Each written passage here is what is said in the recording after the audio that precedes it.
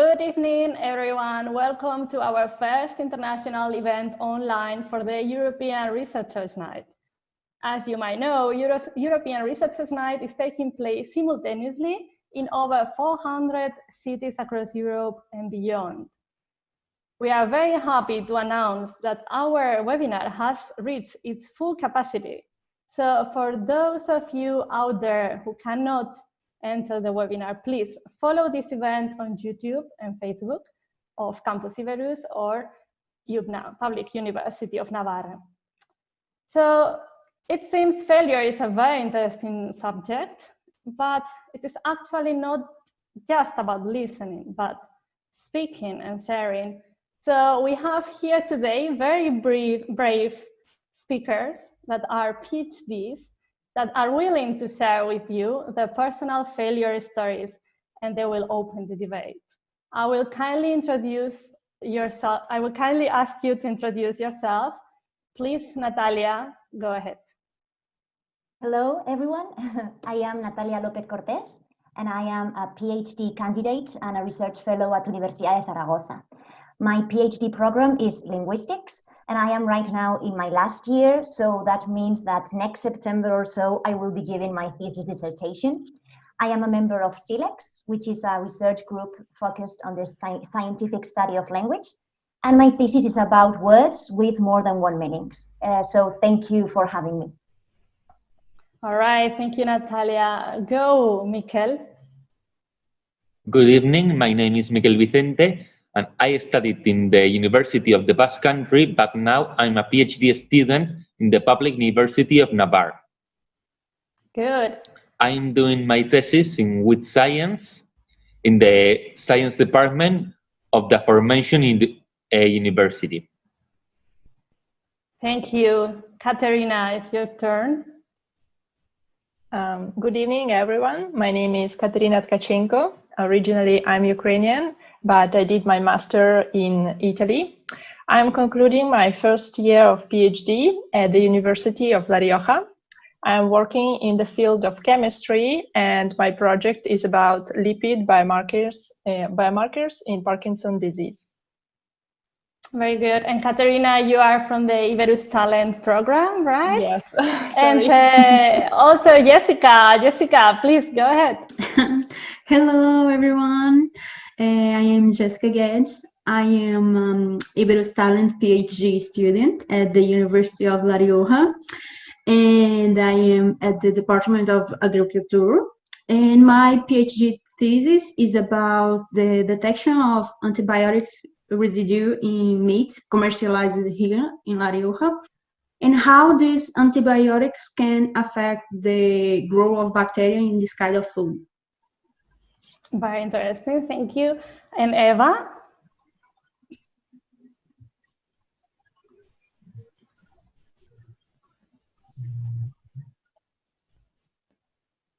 Sorry, Eva, please unmute yourself.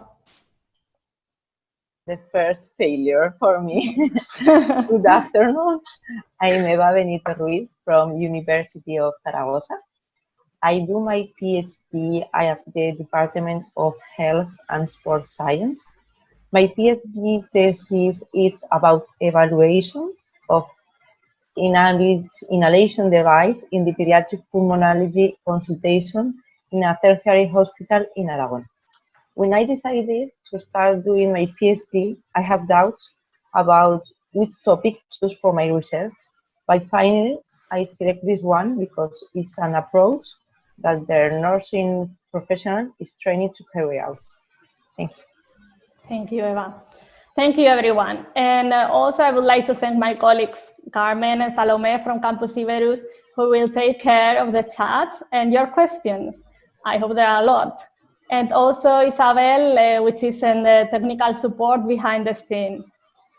Okay, so to participate in the debate, you can use the chats to comment or post any question. You can please raise your hand so we can give you voice as well, and you can very cheerfully share with us your story. But until then, please mute your microphones.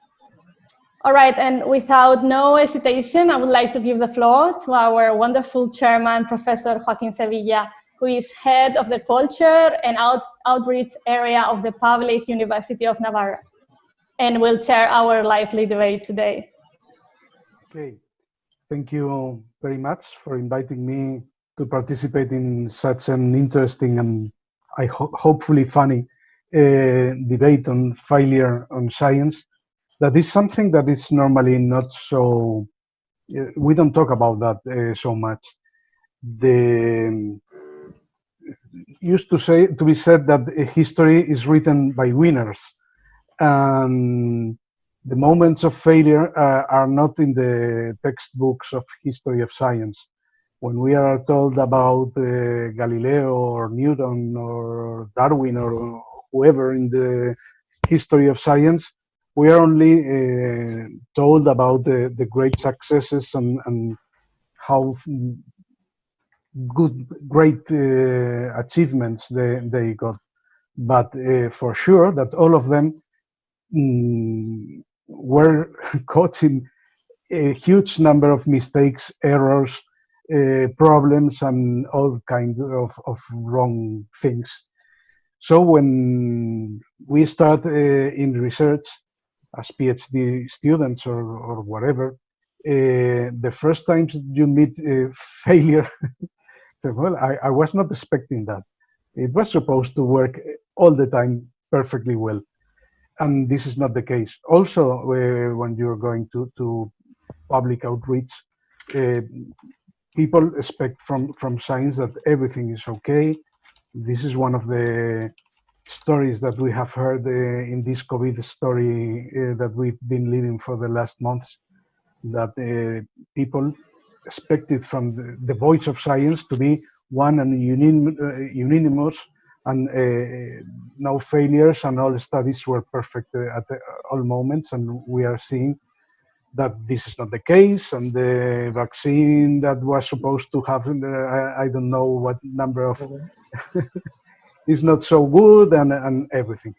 So today we're going to talk a little bit about this dark side of research, that is, things are not so good all the time.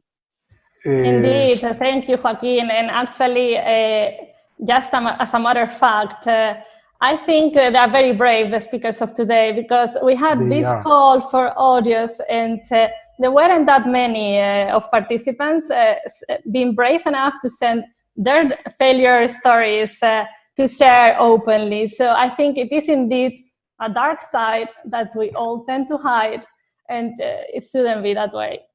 So this is a kind of helping group.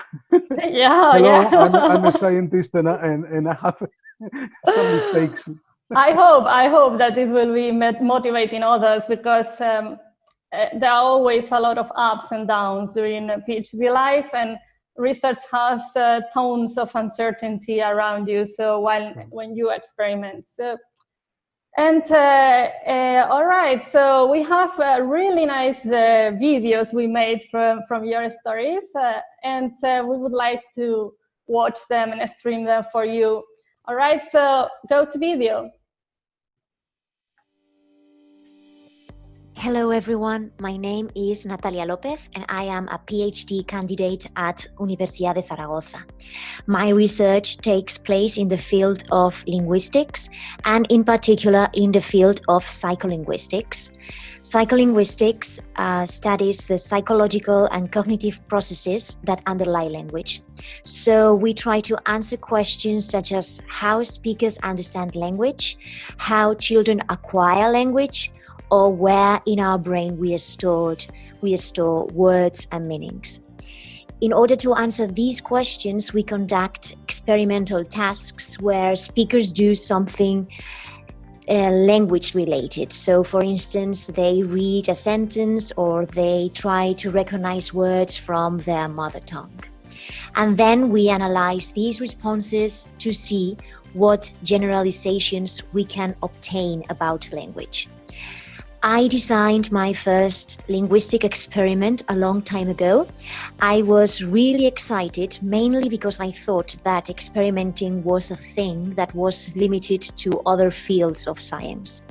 Well, my supervisor and I conducted a task, then we obtained the data, and of course we had to analyze everything. That's when I learned about statistics and about the fact that results must be statistically significant. We didn't obtain any significant results, so of course I was really sad. However, my supervisor explained to me that sometimes not having the results you expected is also a result, because it also means something. In fact, those first results allowed us to formulate a new hypothesis, and now we actually have valid results. So always keep trying. Good night, I'm Miguel Vicente, and I'm a PhD student in wood science in the Department of Science of the Public University of Navarre. Herbicides are compounds that are used in agriculture for killing unwanted plants or weeds. Each herbicide has its target, a molecule of the plant that blocks or inactivates to kill the plant. Acetolactate synthase, or ALS, is a key molecule for amino acid synthesis in plants and is the target of a big group of herbicides. To test the efficacy of these herbicides, the activity of this molecule, ALS, must be measured in weeds. In vivo method is apparently simple and consists of blocking the following enzyme in the brain chain amino acid synthesis pathway and measuring acetolactate accumulation. This assay is widely tested, and indeed we have carried it out successfully in crop plants such as pea. However, we don't know why it fails in weeds. We have tried using different concentration of the inhibitor, incubating left discs, or directly applicating the inhibitor, but none of these ways worked. So for the moment, the only way we have to measure ALS activity in weeds is the costly and laborious ALS in vitro method. We still don't know the reason why weeds don't respond to the treatment like crops, but the fact is that the widely used experiment isn't valid in this case. What we can learn of this is that the usefulness of methods varies in function of different factors, like plant species in this case, so always proving a new method before using it massively is really important.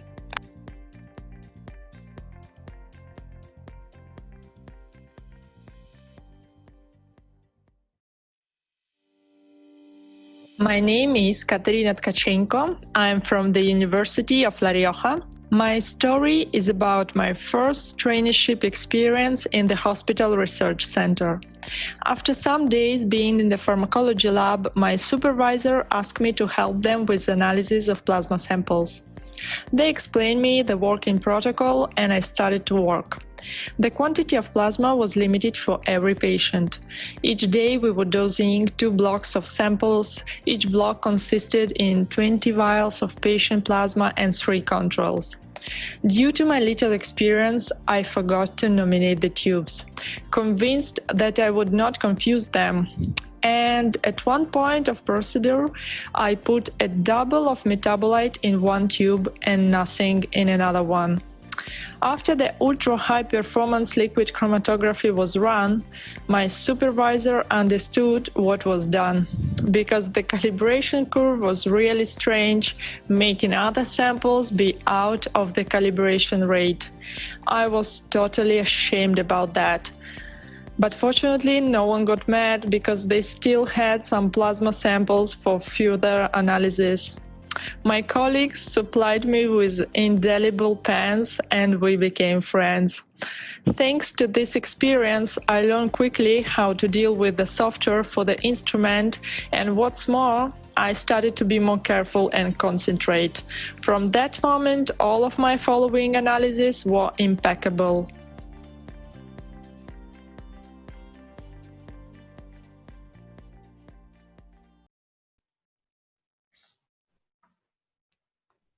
Very nice videos.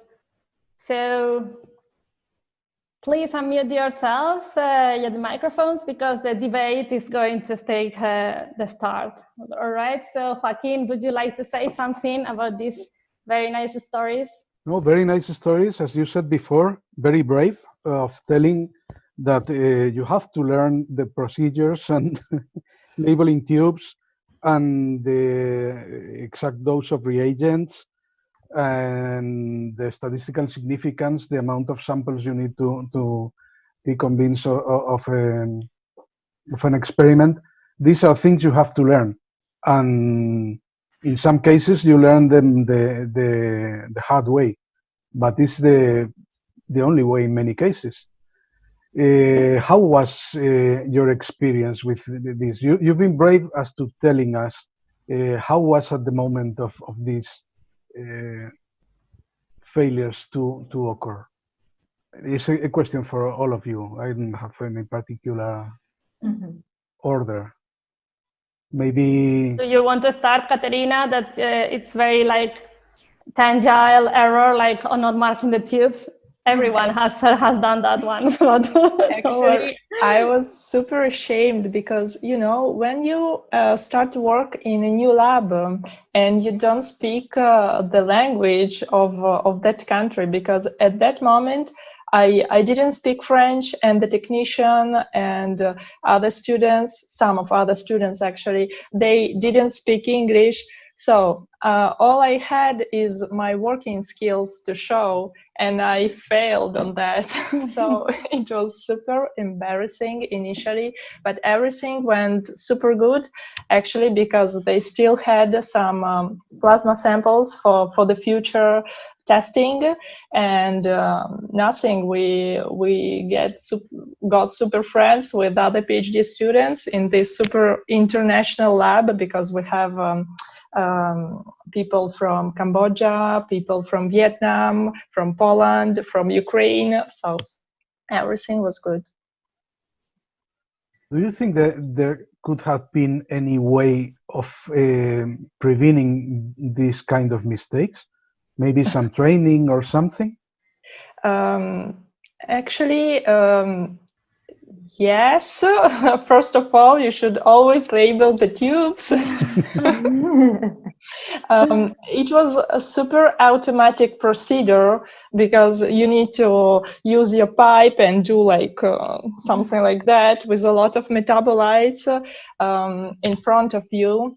But I was thinking that my mistake could be very heavy.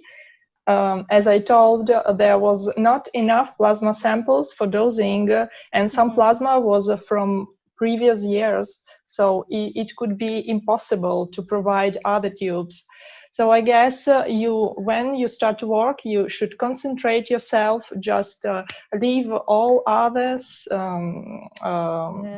Yes. In this case, samples were so valuable that you thought a lot of responsibility was behind your shoulders, right? Because patients in clinical studies take so much effort from all of us, all of workers, but also volunteers or subjects that are participating in the study. So was it at that moment the comfort of your colleagues or supervisors that you had like a good communication and relationship with them to be honest and just say, or was it so evident that you could not hide?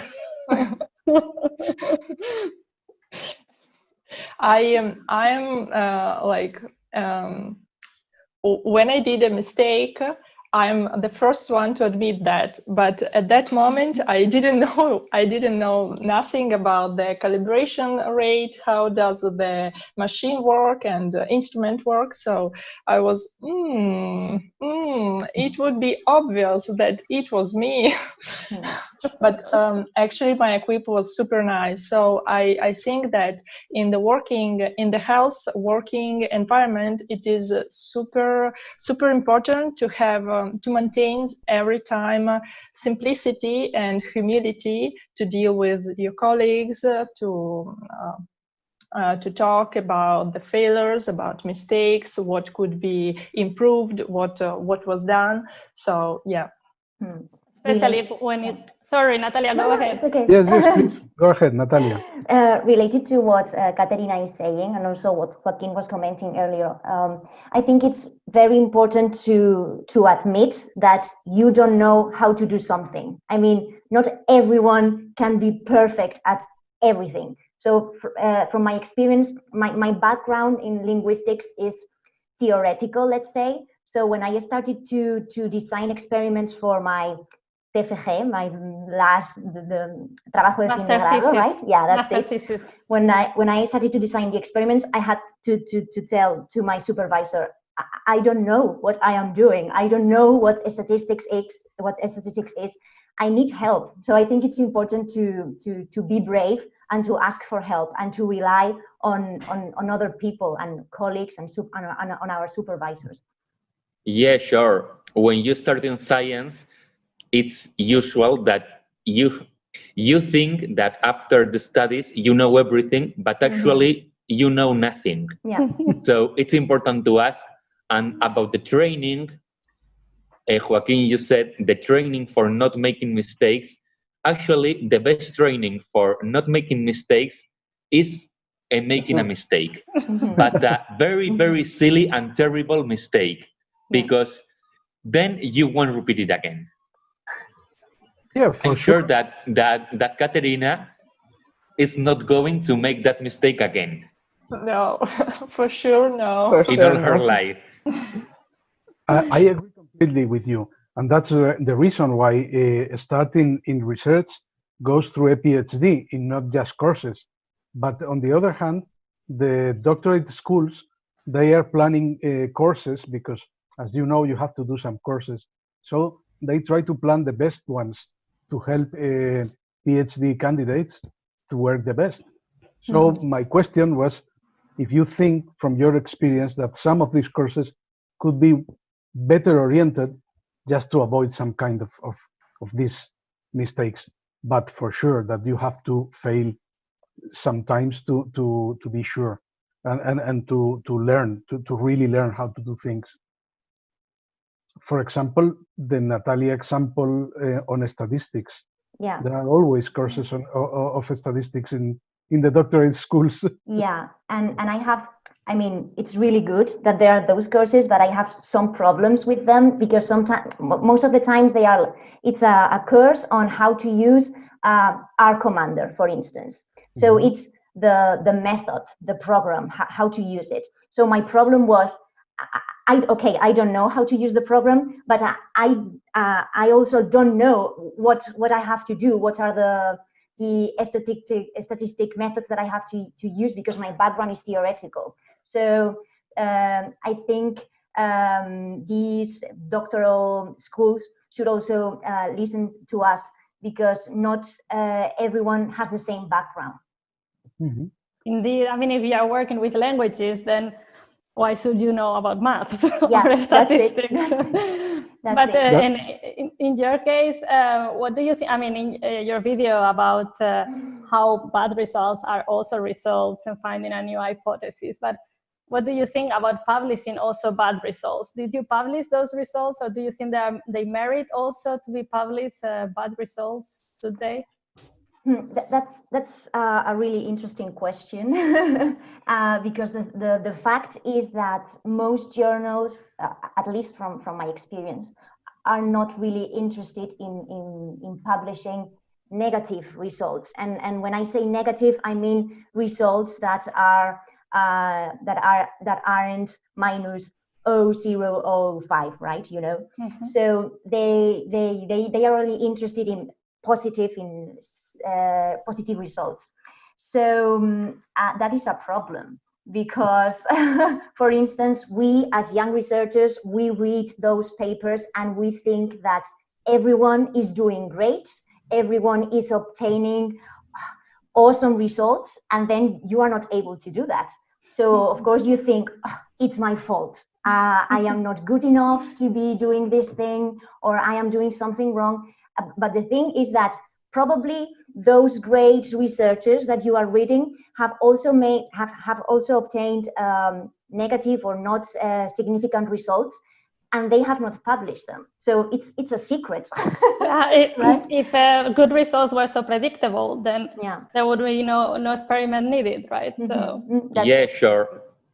Like yours is a very good point, Natalia.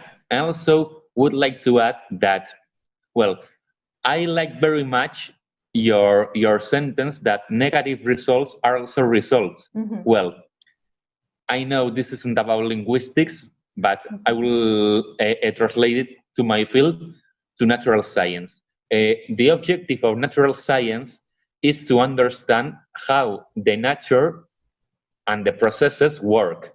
And in those processes, in that functioning, the negative results are also real. If this plant is significantly the same as this one in one process, it's also a fact, it's also a result. And I don't know why journals don't accept that, but I think that those results are also important, and they should be given more importance than they have. Why must them keep on being secret? I mean, they are also a fact. If you have done the experiment well, the result is correct. So, completely true. Negative results aren't only results; they are indeed not negative. Yeah. And as you probably all know, that is leading to what is called the p-hacking, which is not manipulating your data, but you are so obsessed with obtaining a significant result that you try to do some things, right? So that it fits your hypothesis, and that is not science. So yeah, and that leads to science corruption, actually. Biased, yes. Yeah. I think there are different things. One thing is to do bad science that have not significant results, or p-hacking, or some other bad practices that there are a lot. And other things are, as Miguel said, well-obtained results, but negative ones. Yeah. You wanted the drug to solve a disease, and this drug doesn't solve the disease. This is a real statement. If you did good experiments, you know something that was unknown before, that this drug does not cure this disease, and this should be published. But journals normally want to know what does cure the disease. All the things that do not are not so interesting, but indeed are results. I think that's a fair point to do. And they could even save lives, right, Joaquin? If there are clinical studies not published and the same and save money, mistakes. because other people will do the same test. Exactly. If it's a nice hypothesis that this chemical product could be related to that disease, a lot of people would do the same test to find out that it doesn't work, but they won't publish it, and some people will do it again next year and again and again. So it's a problem. I wanted to ask Miguel if, with his problems, if the thesis supervisors is a help when you are in these dead-end roads, when the system, the experimental procedure you wanted to use doesn't work, then the supervisor help you with some hints, or? Yes, my supervisor is like an angel, actually. I love her. Yes, she's watching, right? She's probably watching. Very good. I don't think she's watching. I don't know, but yeah, she's very good, and she usually has the solution to all these problems. I mean, she said, "Did you try measuring this more quickly, or changing this compound for this other?" And it usually works. But in this case, we have tried this experiment on many ways, with so many differences, that in the end it didn't appear to be the same experiment, but it didn't work. Well, it's another thing. But yes, my supervisor. It must be frustrating. How do you cope? I mean, I think something very valuable lesson in your PhD is also to cope with frustration like this, repeating and not finding. And and actually not knowing the why. And it's like time to you move directly on to a next method, or you keep in a loop. Yeah, sure. You have to cope with the frustration. You learn, well, the first time is always harder, but then you can cope with it. And about switching to another method, it's a very interesting question. In this case, we have ELS in vitro. So now we use that method, which is more laborious, but well, we can use it.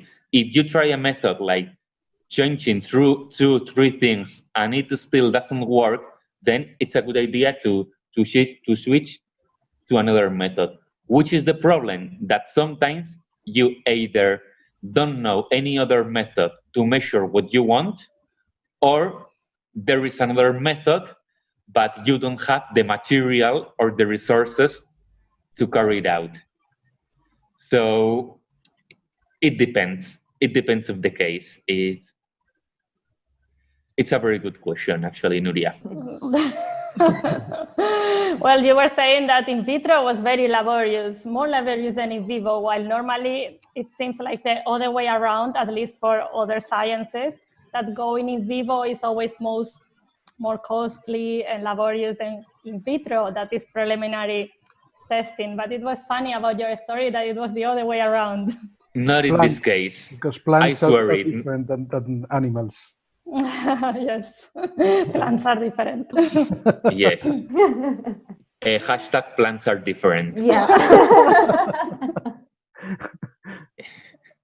Even a species of plants, right? Yes.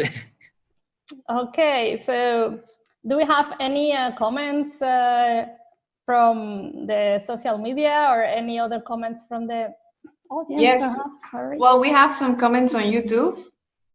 We have two persons that are talking. Diego, well, he's saying a great and interesting contributions to all of us. And also Yosito is talking about this issue. And he says, if a well-obtained result is not aligned with your hypothesis, you should change the hypothesis and not hide the result. And also we have one comment that thinking that negative results are not important is a major mistake. Diego, thank you for your contribution. We think that you're right. So far on Facebook, we don't have any comments, but hey, everyone is in I'm there YouTube, to then. find it. I think afterwards it would be a good trigger for the scientific wars to establish the platform where all these results can be reachable. Huh? So actually, Salome had a great idea she shared with us. Do you want to say about how we came up with the idea of having this? Yeah. No, about what do you think that should be practiced more often? This CV of failure? Yes. Actually, the idea, there's one professor in Princeton University who published his CV of failures, which became the viral. So it became like a motivation for people to really think before they achieve something bigger, they need to go through all those rejections of the university, the scholarships, fellowships. So we found the CV. I believe I can share my. No, it's okay. It's okay. We will get to grasp the idea is that we get the point. Yes. There's a thing that it's quite motivational to also go back and think. So before it's like a reverse CV. I mean, what you try to hide, but so probably it's a longer one than the good CV. Anyway, so Nuria, I wanted to say something about when they talk about courses that we can do around our years during the studies. The thing is that perhaps we did the courses not at the moment correct. So when we started the studies, we have too many ideas, too many things, and we want to study a lot, we want to know a lot, So we put and did too much courses, but perhaps nowadays it's more necessary to do the statistics course or the how to write an article now 5 years ago, for example, or 40 years ago. So perhaps our supervisors could say when is the perfect moment. More flexibility, yes.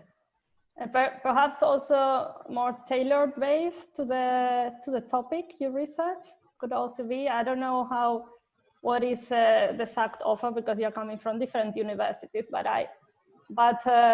is it possible for you, for example, to do another course that is not inside the doctoral school and it's covered by your program? That is also an option? No, not for us. Jaquin says yes. I don't know. Depends on the university and the school the school, but the law admits these kind of things. Okay. In some places it's done. So that's also a back door, like to overcome this thing. But I totally agree that the right moment is very important. So talking about timing, we should go to the next video. Go, please. My name is Jessica Gade. I am a PhD student at the University of La Rioja. Well, the silly story I want to tell today is not related to a failed experiment at the lab, but it is about how I buy samples for my experiments. Every month, I have to buy a big amount of samples in many different retailers. The thing is, I have to ask for invoices in the name of the university with the tax identification number. So on my first time buying samples, I went to a supermarket together with my Spanish coworker, and she told me, I will go first since I am Spanish, and then you have to watch me and do the same. And I thought, okay, easy peasy. So I selected my samples, I paid for them, and I asked for the invoices. No problems until there. Then I had to tell this tax number to the cashier, and I just couldn't because I don't know how to pronounce the number 18 in Spanish. And that would be funny if that happened only once or twice. But I lived the same situation in almost all the retailers I visit during 6 months, wasting my time in lines and feeling embarrassed to repeat the same word again and again. Until 2 months ago when my coworker said, Jessica, I understand that you are not a Spanish speaker. So if you can say 18 in Spanish, why don't you just say 1 first and then the 8? And I felt like I'm the most stupid person in the whole world. Moral of history, don't try to copy someone else just because they have more knowledge than you. It can make you get stuck in easy to solve problems if you just think a little bit.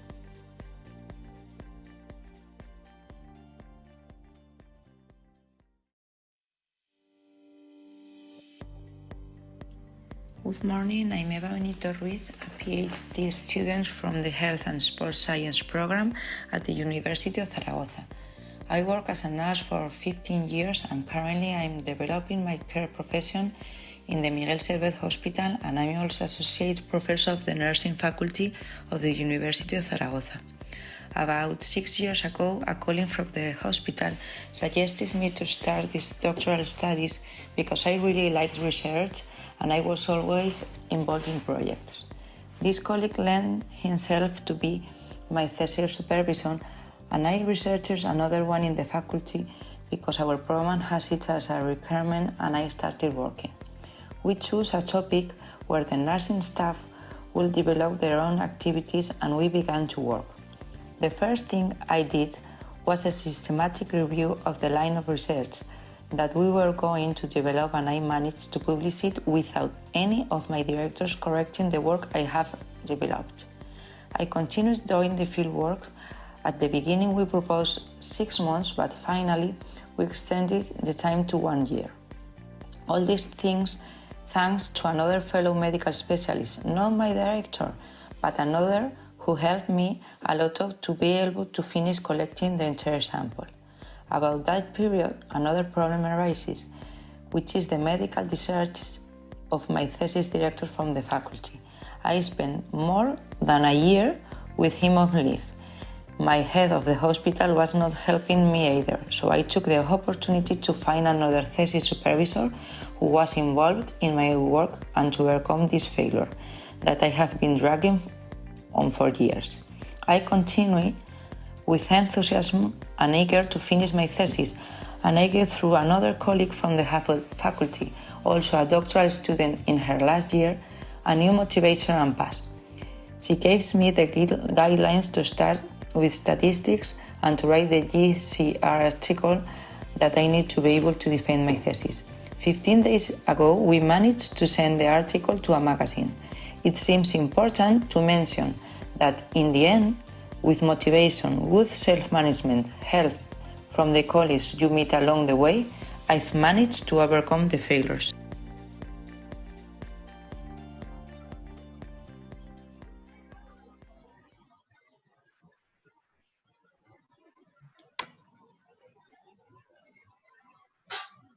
Very nice stories again, and very beautiful. Yes.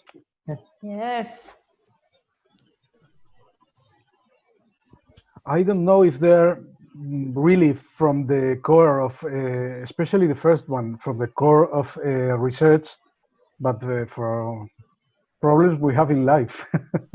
Yeah, because I mean, especially the Iberus Talent PhDs come all from the world, so there's very international community. Then I guess, what do you think, Jessica, when you come, well, in your case, probably for you it was easier to speak Spanish, but when you come from another country, when you come from abroad, learning, as Katerina was saying, learning from a different language and, I don't know, a scenario, can it be somewhat harder, do you think?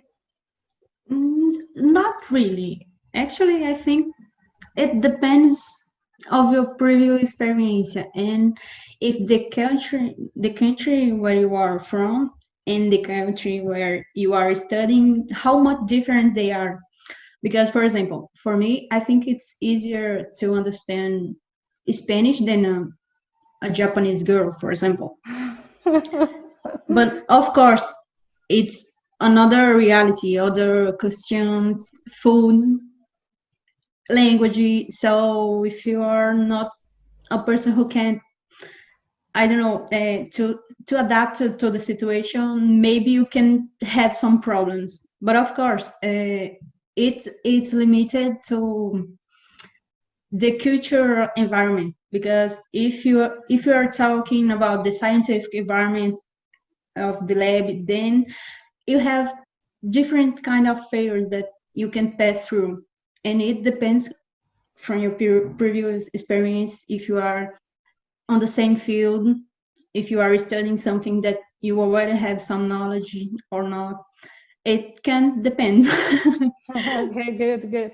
Jaquin, do you want to comment something? And Eva, if I heard well in your story, you had to change a supervisor along the way? Yes, so this is a really important thing. I was more than a year without my supervisor at the department of the Health and Science program because he was ill. So I was alone. I asked 3 times to search another one, and the head of the department said, yes, it's okay, you can find another one, but it's your job. So try and search. And I was asking talk to all of my colleagues, hello, I'm Eva from the Department of Nursing, and would you like to be my supervisor? And most of them say, I'm sorry, I was full of job. I had 3, 4, 5 students. And finally, with a colleague of my subject of the faculty, she helped me because my new supervisor is a friend of her. So it's a colleague from the department, but is a friend of her. So she asked for me to be my new supervisor. As a favor, more or less. Yes, as a favor, yes. All right. Well, but the new supervisor helped you and take you out of the dead-end road and put you in the right track. Yes, but I only be with him since 3 months. 3 months. So we are now make some meets, around 3 or 4 meets, and he revised the paper I wrote. And yes, the head of the hospital, my another supervisor, is out. He continues out. But well, nowadays I'm better. This is an important point that no one now is hearing us. The relation with the supervisor. Miguel said that he was an angel. Your experience with supervisor is not so good. It's not so but good. This is an interesting point because I think it's very important in the PhD, the relation with the supervisor. I don't know, the Jessica, for example, how's your feeling with that? Oh, I have a good supervisor. Yeah, she Probably helped me a watching lot. now. She helped me a lot. And she keeps helping me. It's complicated because advisors in the most of the time doesn't have the time to help you all the time. So we have to acquire some independence. So we are on like a medium term where we have to think by ourselves, but we don't have so many liberty to act, to decide everything alone. And the thing is, in this position, I think many failures can happen. And there are failures where you can identify the mistake very quickly. And there are others that no, you can't. And you have to develop critical thinking. And I think it's in that point where we learn so much. Yeah, probably now Eva is a master in that, right? You can be leading yourself, the research. I mean, that's good. Perhaps in a day you can become a supervisor of others. Make it easier for them. that to have a reference supervisor is essential to have a good organization, to manage at the beginning all the job in a whole organization, because I think that failure to me has lost too many time at the past. For me, this is my 5th year, a partial time, but this is my 5th year. And I think that around 2 years, I was alone trying to start the research, trying to write the first journal, to publish, trying to do all by yourself. So we have someone from the audience who is willing to share a story. So should we listen? Great.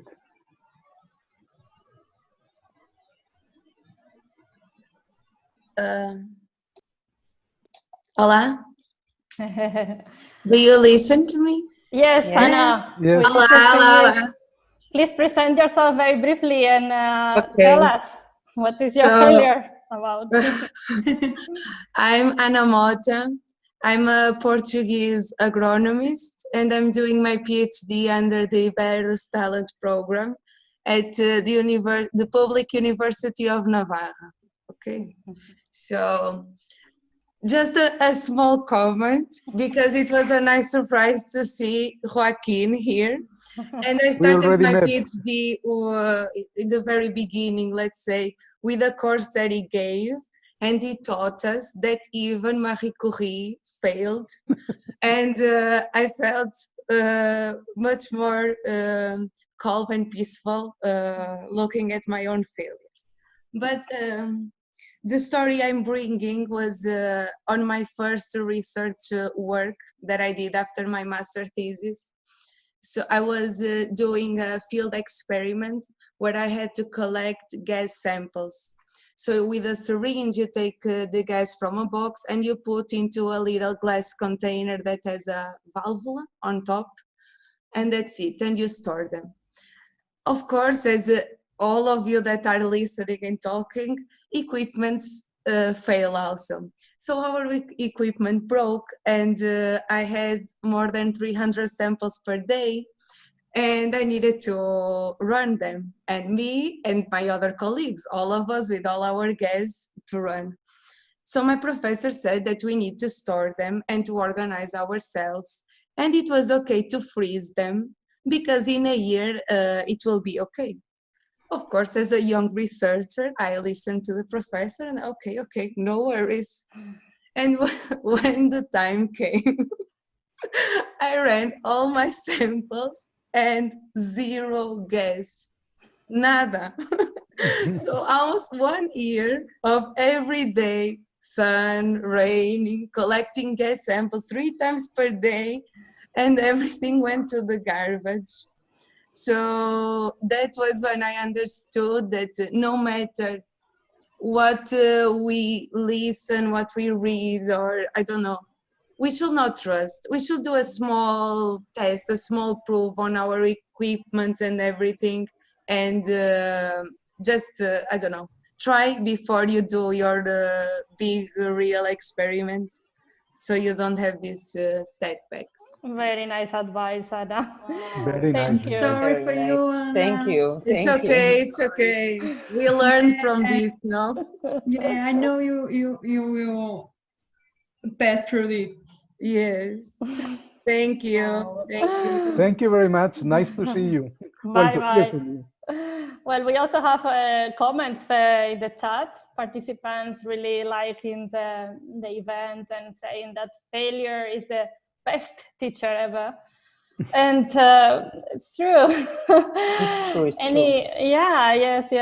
So let's just perhaps learn how to deal with it. Not, of course, if you can avoid, but not always you have everything under your control. So, and are there any comments from the social media, perhaps? No, on Facebook, still nothing. I think it's not that much active, but maybe afterward they will see. So, Carmen? So on YouTube, we just have people like saying, really interesting. Thank you very much, Elena. But no more comments. All right. So I think the people of the audience is being a bit shy. I'm gonna check if there is anyone raising any hands, please, in the webinar.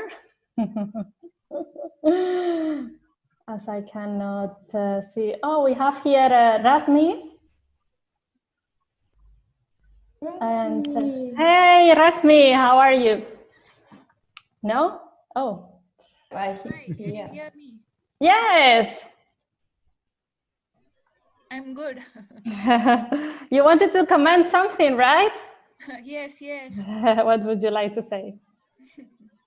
All the stories are really interesting. Yes, thank you. Did you have something, do you feel yourself like you were in a situation similar or some kind of shame moment because of mistakes? How do you deal with this? Actually, I had one recently. It was actually because of one of the instruments was not working properly. I had done like 20 samples of protein analysis, and 16 of the tubes broke. After 4 hours of digestion, I was digesting with sulfuric acid, and after 4 hours of digestion, 16 tubes broke. All my samples were lost, and I had to repeat all the experiments again. Thankfully, I had my samples and all the chemicals for doing more analysis, so everything went well. But that day, it was really frustrating. I had to clean all the sulfuric acid from the equipment and take out the glasses. And due to, I was digesting using vacuum. And so the glass got stuck to the equipment, and while taking it out, it burst out also. So it was kind of like a, oh my God, day. Oh, actually, Rasmi is also from the Iberus Talent program and working at the Public University of Navarra. What do you do as in your research? Can you tell us? I mean, not only in your failing experiments, but like what is your PhD thesis about? Yeah, I'm working at Public University of Navarra. I'm doing a work on development of new product in meat using technologies like high pressure processing and sous vide cooking. And the work is going well as of now. And my professor, she's like really good. She helps me a lot. Oh, luckily. Supervisors are very important. Yes, We I have agree also, with it. yeah, we also had a comment here in the chat about that. Good supervisor is key. Yes, couldn't agree more. So actually, yeah, sometimes are like role models, so they become role model for you, as is your first experience you have with someone leading your research or helping you. So, we have a question from Facebook. No, sorry, YouTube. Go. Yes, Juan Jose Iturregui is asking, well, trying to avoid the publication bias, how does one remain informed on the bad or negative data that gets produced that don't make it to the magazines? That's a good point. I think networking is essential. Talking to other researchers on your field that are studying or doing similar research is essential, because if you only read what they are doing, as I've said before, you think that they are some kind of gods or superheroes, that they do everything right, and then you get to meet them in real life, and and you know that they are normal human beings and that they are also making mistakes. So I think it's really important to keep in touch and get to know people who are researching similar things as you. And you can also do, as Jaquin has said, like it's a therapy group. Yeah, and Congress and seminars is where you meet normally people that is working in your same field. And in the room, you have to tell the right thing. But after, with the coffee, then you share all the mistakes and the unpublished failures. It's true. Probably is the place. And also we can motivate each other. Yeah. Yes, motivation is very important to keep high, because there are a lot of frustration moments where you wonder what are you doing, dedicating so much time and effort, and then the samples go in spoiled or broken, and repeating experiments again. It's a hard life, but so you need to share it. You can achieve. Yes. Yeah, it's hard, but here you are, all of you, exactly. happy and interested in keep on going. So it's a good thing to do. I would like to say that PhD students somehow have this internal superpower to deal with all the problems, to be the psychologists for themselves, for the colleagues. So we should be proud of that. Of course. It's true. Yeah. Yes. Yes, you are heroes with special powers. Yes, actually, future is in your hands, no? Because science needs to be progressing, and every failure is a step to progress, as this was the title of this meeting. And well, it is about time. The event is nice. We could discuss for hours. It's very, very lively. But it needs to end, sadly. But first of all, I would like to thank you all for your participation. It was really funny, especially to meet you, although online, but it would be better face to face, cannot be at this point. I hope that sharing these types of stories around failure help you and others to keep motivating yourself to keep high in research. And before we leave, there will be a small question for you to vote the story you like the most, okay? So that's gonna be hard. Yes, it's indeed. Well, and indeed, I would just say thank you all for participating through the chats, through the speakers, also the spontaneous participants of today that wanted to share and speak out for the audience. And if failure arises, remember, keep calm, keep trying, and never get down, all right? So thank you all, and we will conclude our event. Please vote. and see you around next time. So we will see meantime downloads, right? Okay, great. Bye. Thank you. Bye-bye.